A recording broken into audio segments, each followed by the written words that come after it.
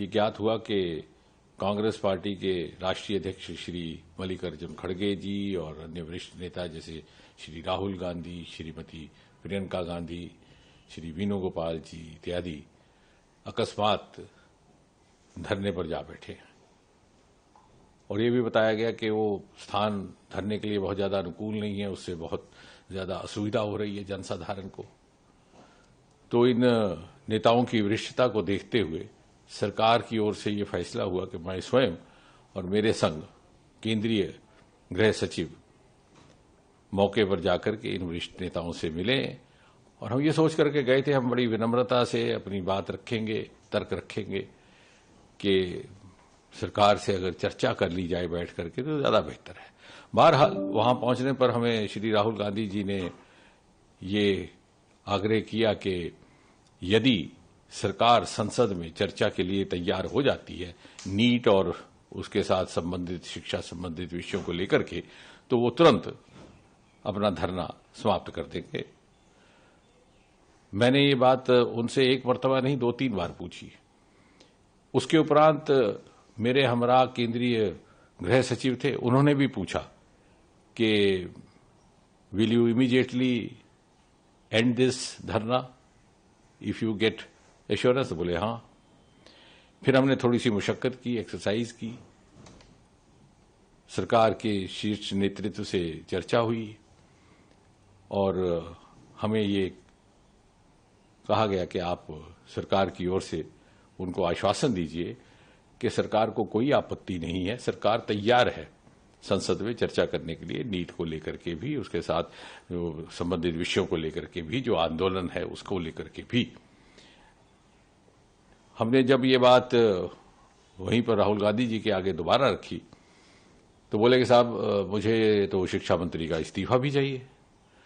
तो हमने कहा साहब अभी कुछ ही क्षण पहले आपसे बार बार जब पूछा गया कि आपका क्या मुतालबा है तो आपने ये कहा था कि अगर मुझे ये आश्वासन दिया जाए कि संसद में कांग्रेस पार्टी को भारत सरकार चर्चा करने देगी या करने के लिए तैयार है तो मैं तुरंत ये धरना समाप्त कर दूंगा, लेकिन अब आप अपनी बात से हट रहे हैं। तो बोले साहब ये तो मेरी मर्जी है, मेरी मांगें बदल चुकी हैं। हमने कहा sir this is not fair, you are changing the goal post. बोले दिस इज माई विश। तो फिर हमने उनको विनम्रता से समझाने का प्रयास किया कि आप जैसे वरिष्ठ नेता को, जो नेता प्रतिपक्ष भी हैं, एलओपी भी हैं, ये शोभा नहीं देता कि कुछ ही क्षणों में आप अपनी बात से मुकर जाए। जब सरकार ये कह रही है कि संसद में चर्चा के लिए तैयार है, न केवल इस विषय को लेकर बल्कि इस विषय के साथ संबंधित अन्य सभी विषयों को विस्तृत चर्चा के लिए तैयार है, तो बोले साहब नहीं, हम तो यहीं बैठेंगे, आप हमें उठा लीजिए।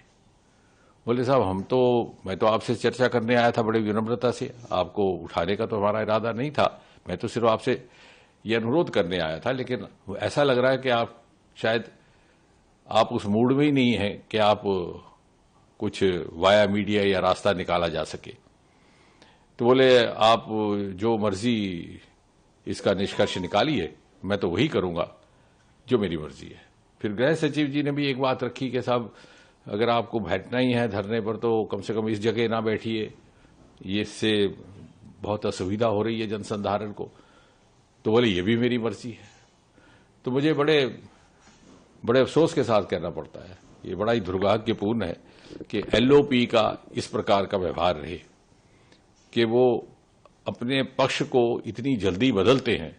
और इसका अर्थ ये हुआ कि वो कन्फ्लिक्ट के मूड में है, वो चाहते ही नहीं कि सरकार के साथ सहयोग करके जनहित के विषयों पर चर्चा की जाए या जनहित के विषयों को आगे बढ़ाया जाए।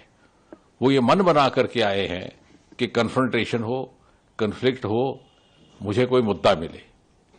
लेकिन हम जानते हैं इस देश का आम इंसान, आम नागरिक इतनी समझ रखता है कि उस प्रकार की पॉलिटिकिंग में या इस तरह की राजनीतिक नौटंकी के झांसे में नहीं आने वाला।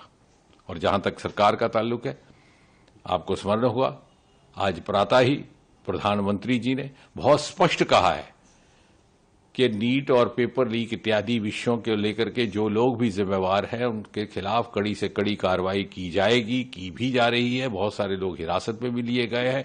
ये एक ऐसा विषय है जिससे लगभग देश का हर प्रदेश मुतासिर हुआ है, प्रभावित हुआ है, और हम अपने बच्चों के साथ अन्याय नहीं होने देंगे, ना ही बर्दाश्त करेंगे।